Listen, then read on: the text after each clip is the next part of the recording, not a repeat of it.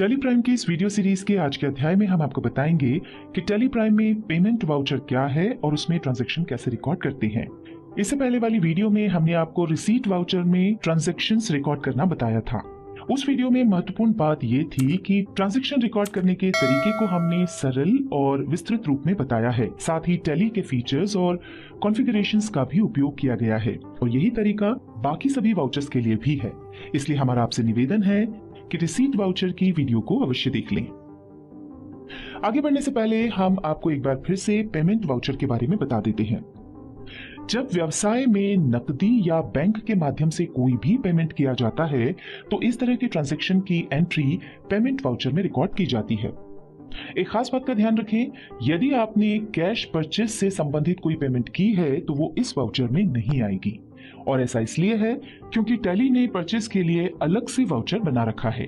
Transaction पहचानने वाली video में हमने पेमेंट वाउचर से संबंधित कुछ ट्रांजैक्शंस छांट लिए थे, उन्हें हम यहां पर फिर से बताएंगे और उनके आधार पर पेमेंट वाउचर में ट्रांजैक्शंस रिकॉर्ड करेंगे।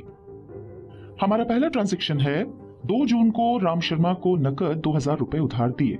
हमारा पहला सवाल होगा, इस ट्रांजैक्शन में प्रभावित होने वाले 2 खाते कौन से हैं?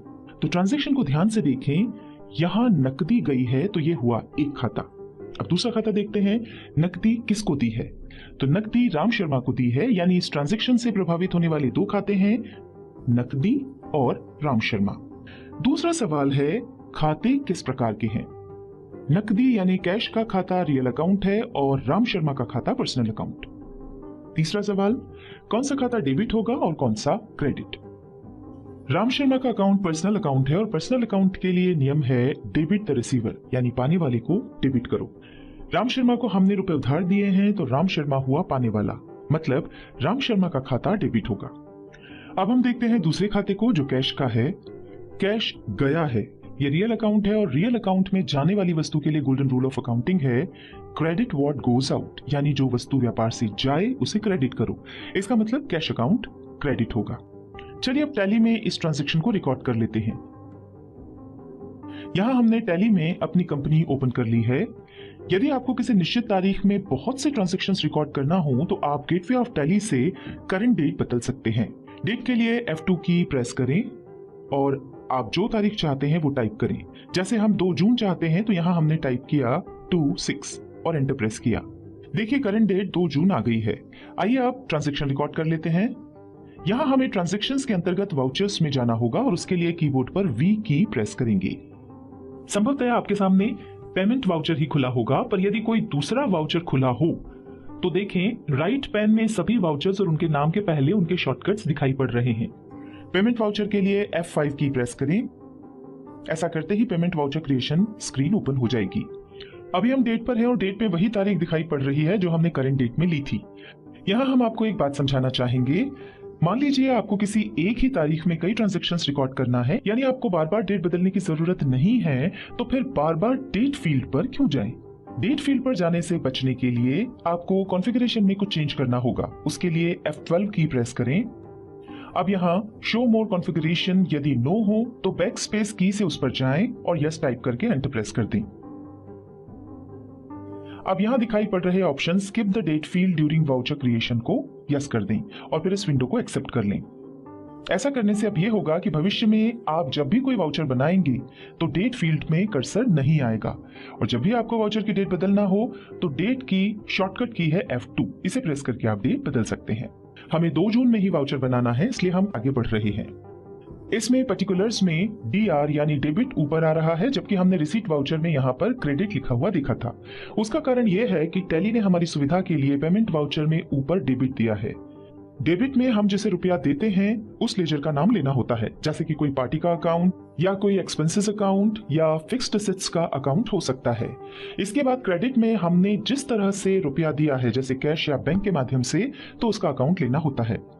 ध्यान रखें, पेमेंट वाउचर में जिसे आप पेमेंट देते हैं उसका अकाउंट हमेशा पहले आता है और वो डेबिट होता है, और जिस तरह से यानी जिस माध्यम से रुपया दिया जाता है, जैसे कैश या बैंक अकाउंट के माध्यम से, तो वो बाद में आता है और क्रेडिट होता है। डेट के बाद हम DR पर आ गए हैं। देखिए राइट साइड में एक लिस्ट ऑफ लेजर अकाउंट्स आ रही है, पर इसमें राम शर्मा का नाम नहीं है। क्योंकि हमने उसका लेजर बनाया ही नहीं है। तो ये लेजर हम यहीं से बना सकते हैं। उसके लिए ऑल्टर और सी कीज को प्रेस करेंगे। देखिए लेजर क्रिएशन विंडो आ गई है। नेम में हम राम शर्मा टाइप कर रहे हैं और चूंकि हमने ये रुपए उधार दिए हैं तो हम अंडर में loans and advances group select कर रहे हैं। यदि आप ग्रुप का निर्णय नहीं कर पा रहे हो तो लिस्ट ऑफ अकाउंट्स की मदद ले सकते हैं। अब कंट्रोल और ए कीज से इस विंडो को एक्सेप्ट कर लें। देखिए ऐसा करते ही डेबिट में पार्टी का नाम आ गया है। अब यहां पर अमाउंट डालना होगा। अमाउंट डाल करके एंटर प्रेस करें। एंटर प्रेस करते ही आप नीचे वाली लाइन में आ जाएंगे। यहां पर CR दिखाई पड़ रहा है और हमें यही चाहिए। एंटर प्रेस करें। अब यहां क्रेडिट में पहले बताए अनुसार लेजर सेलेक्ट करें। हम कैश अकाउंट सेलेक्ट कर रहे हैं। देखिए ऐसा करते ही हमने जो राशि डेबिट में लिखी थी वही राशि क्रेडिट में भी आ गई है। एंटर प्रेस करें। अब नरेशन में आपने ऊपर जो ट्रांजैक्शन किया है उसका संक्षिप्त विवरण दे दें। हमने यहां टाइप किया being ₹2000 loan given to Ram Sharma. अब एंटर प्रेस करते हुए इस वाउचर को एक्सेप्ट कर लें और अब स्केप की से वापस गेटवे ऑफ दिल्ली पर चलते हैं। अब दूसरा ट्रांजैक्शन है 31 जुलाई को हमने स्टेट बैंक ऑफ इंडिया का 3000 रुपए का चेक देकर साइकिल खरीदी। सबसे पहले प्रभावित होने वाले 2 खाते कौन से हैं ये देख लेते हैं। यहां साइकिल खरीदी गई है तो ये हुआ एक खाता। अब दूसरा खाता देखते हैं। साइकिल खरीदने के लिए पेमेंट किस तरह से किया गया है, तो वो बैंक का चेक दिया है, यानी पेमेंट बैंक द्वारा किया गया। इस तरह हमने देखा कि ट्रांजैक्शन से प्रभावित होने वाले 2 खाते हैं साइकिल अकाउंट और बैंक अकाउंट। यहां हमारा बैंक अकाउंट से तात्पर्य है स्टेट बैंक ऑफ इंडिया से। दूसरा सवाल है खाते किस प्रकार के हैं। देखिए बैंक का खाता पर्सनल अकाउंट है और साइकिल का खाता रियल अकाउंट है। हम इसे लिस्ट ऑफ अकाउंट्स की सहायता से भी कंफर्म कर लेते हैं। ये देखिए बैंक का अकाउंट पर्सनल अकाउंट है और साइकिल का खाता रियल अकाउंट है। यहां हमने दोनों खाते किस प्रकार के हैं ये कंफर्म कर लिया है। अब तीसरा सवाल, कौन सा खाता डेबिट होगा और कौन सा क्रेडिट। साइकिल का खाता रियल अकाउंट है और रियल अकाउंट्स के लिए नियम है जो वस्तु व्यापार में आए उसे डेबिट करो। Debit what comes in. यहां साइकिल आई है मतलब साइकिल अकाउंट डेबिट होगा। दूसरा खाता है बैंक का और यह पर्सनल अकाउंट है। पर्सनल अकाउंट्स के लिए नियम है क्रेडिट द गिवर, देने वाले को क्रेडिट करो। यहां बैंक से पेमेंट किया गया है मतलब देने वाला बैंक अकाउंट है तो ये क्रेडिट होगा। जैसा कि हमने आपको लिस्ट ऑफ अकाउंट्स वाली वीडियो में बताया था, हम उस तरीके से इसे कंफर्म कर लेते हैं। उसके लिए पहले हमें यह देखना होगा कि इस ट्रांजैक्शन का दोनों खातों पर क्या प्रभाव पड़ रहा है। हमने बैंक से पेमेंट किया है तो बैंक का बैलेंस कम होगा, साथ ही साइकिल खरीदी है तो साइकिल खाते का बैलेंस बढ़ेगा। ये देखिए लिस्ट ऑफ अकाउंट्स में बैंक का खाता असेट्स के अंतर्गत आता है और इसका नियम है यदि बैलेंस डिक्रीज हो तो उसे क्रेडिट करो। अब साइकिल का अकाउंट देखते हैं, ये भी असेट्स में आता है और इसके लिए नियम है यदि बैलेंस इंक्रीज हो तो उसे डेबिट करो। इसका मतलब यह हुआ कि अब यह कंफर्म हो गया है कि हमने गोल्डन रूल्स ऑफ अकाउंट्स की सहायता से जो निर्णय लिया था वो सही है।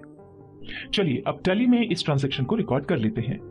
अकाउंटिंग वाउचर्स के लिए वी प्रेस करें। यहां पेमेंट वाउचर की विंडो ही आ रही है क्योंकि अभी हमने इसके पहले पेमेंट वाउचर का ही उपयोग किया था। यदि नहीं आ रही हो तो उसके लिए F5 की प्रेस करें। देखिए हमारा कर्सर डेट वाले फील्ड में नहीं रुका क्योंकि इसके पहले वाले ट्रांजैक्शन के समय हमने कॉन्फ़िगरेशन में जाकर उसे चेंज कर दिया था। यहां हमें वाउचर की डेट बदलना है तो उसके लिए F2 की को प्रेस करना होगा। अब यहां पर डेट डाल दें, एंटर प्रेस करें। DR में जिसको या जिस बिहाफ पर पेमेंट किया गया है उस लेजर का नाम सिलेक्ट करें। जैसे यहां हम साइकिल अकाउंट सिलेक्ट करना चाहते हैं पर यह लेजर हमने बनाया नहीं है। नया लेजर बनाने के लिए कंट्रोल और C कीज को एक साथ प्रेस करें। लेजर क्रिएशन विंडो आ जाएगी। अब यहां पर लेजर का नाम टाइप करें, एंटर प्रेस करें। यहां अंडर में फिक्स्ड एसेट्स ग्रुप सिलेक्ट करें और फिर इस विंडो को एक्सेप्ट कर लें। देखिए ऐसा करते ही डेबिट में अकाउंट का नाम आ गया है। अब हमें यहां अमाउंट डालना होगा। एंटर प्रेस करें। एंटर प्रेस करते ही नीचे वाली लाइन में यहां अपने आप CR लिखा हुआ दिख रहा है। एंटर प्रेस करें। अब यहां क्रेडिट में पहले बताए अनुसार लेजर सिलेक्ट करें। हम state bank of India select कर रहे हैं।